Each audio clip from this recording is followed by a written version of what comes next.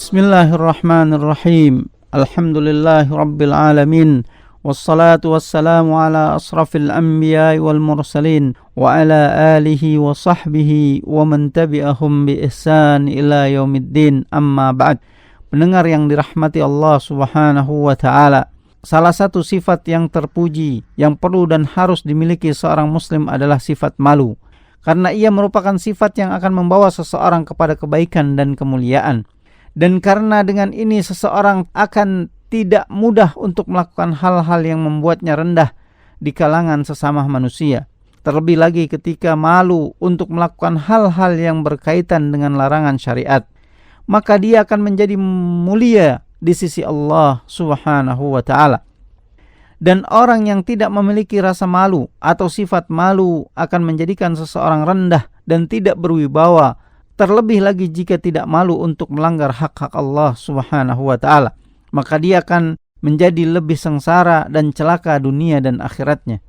Rasulullah sallallahu alaihi wasallam memberikan isyarat terkait dengan hal ini melalui sabdanya yang artinya adalah dari Abu Mas'ud Uqbah bin Amir al-Ansari al-Badri radhiyallahu an, ia berkata, Rasulullah sallallahu alaihi wasallam bersabda, sesungguhnya salah satu perkara yang telah diketahui oleh manusia dari kalimat kenabian terdahulu adalah, jika engkau tidak malu, maka berbuatlah sesukamu. Hadis riwayat Imam Bukhari.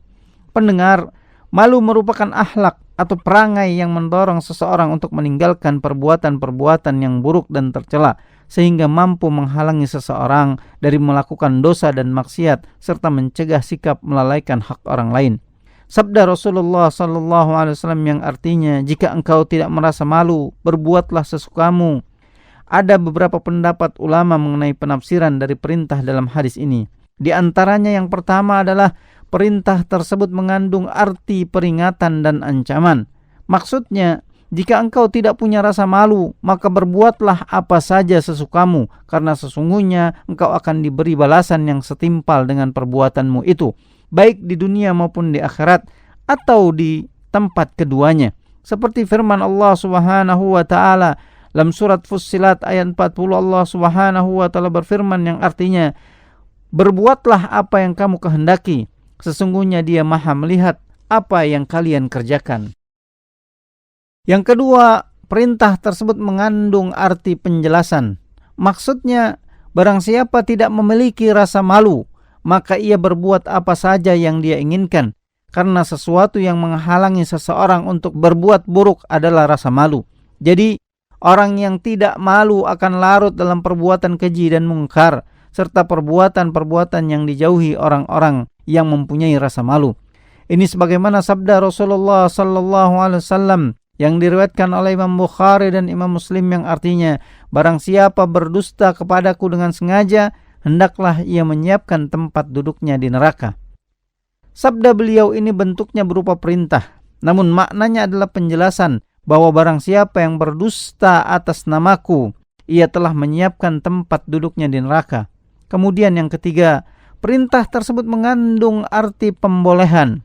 Imam An-Nawawi rahimahullahu berkata, perintah tersebut mengandung arti pembolehan.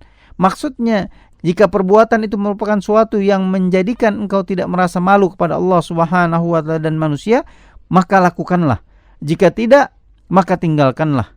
Pendapat yang paling benar adalah pendapat yang pertama, yang merupakan pendapat jumhur ulama. Kemudian, sifat malu ini ada dua jenis. Yang pertama adalah malu yang merupakan tabiat dan watak bawaan. Malu seperti ini merupakan akhlak paling mulia yang diberikan Allah Subhanahu wa ta'ala kepada seorang hamba. Oleh karena itu, Rasulullah sallallahu alaihi wasallam bersabda yang diriwayatkan oleh Imam Bukhari dan Imam Muslim yang artinya, malu tidak mendatangkan sesuatu kecuali kebaikan. Dan malu seperti ini menghalangi seseorang dari mengerjakan perbuatan buruk dan tercela, serta mendorongnya agar berakhlak mulia. Dalam konteks ini, malu itu termasuk bagian daripada iman.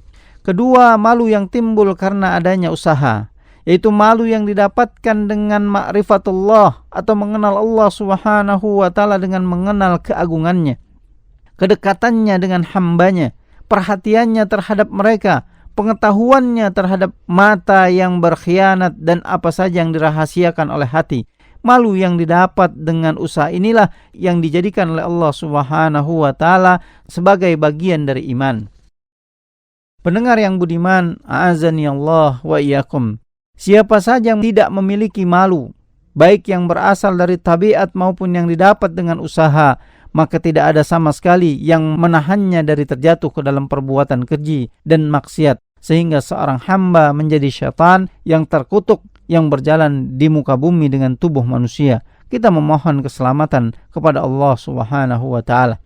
Akan tetapi tidak semua sifat malu terpuji.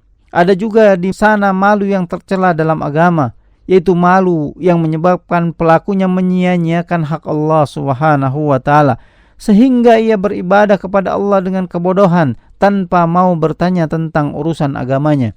Menyia-nyiakan hak-hak dirinya sendiri, hak-hak orang yang menjadi tanggungannya, dan hak-hak kaum muslimin adalah tercela karena pada hakikatnya ia adalah kelemahan dan ketidakberdayaan.